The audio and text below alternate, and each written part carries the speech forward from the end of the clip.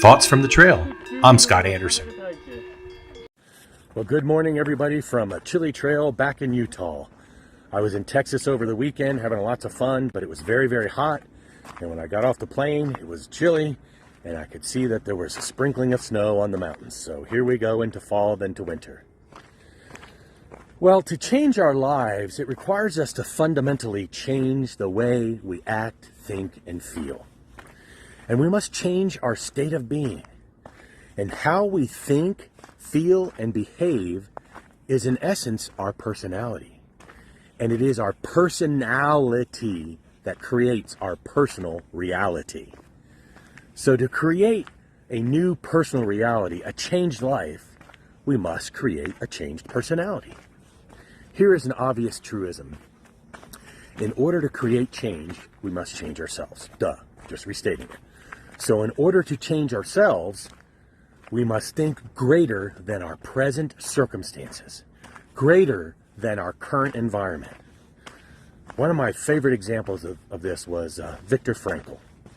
He survived a Nazi concentration camp, and I guess we can all agree that the conditions in that camp were absolutely atrocious. Frankl describes in his book called A Man's Search for Meaning how he would envision himself lecturing in a warm, well-lit, comfortable college classroom. And while he couldn't just walk out of the concentration camp and start applying for professorships, he could lay the groundwork in his own personal thinking for something much better than his current circumstances.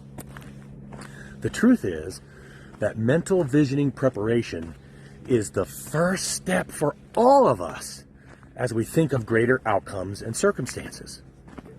I love this truth.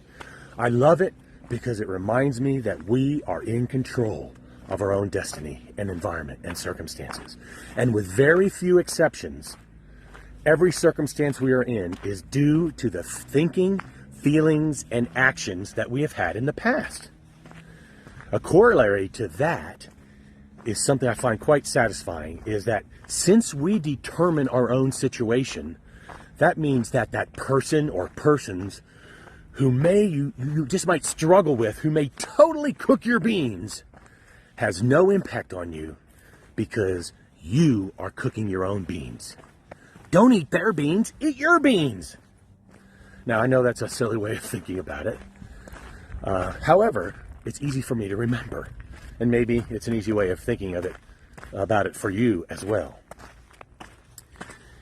As we look for fundamental changes and improvement in our lives, I hope we are all blessed to begin that journey with our thoughts, feelings, and related actions. This is a practice, of course. Perfection is elusive. Improvement is not. Be blessed and have a great day. See you next time.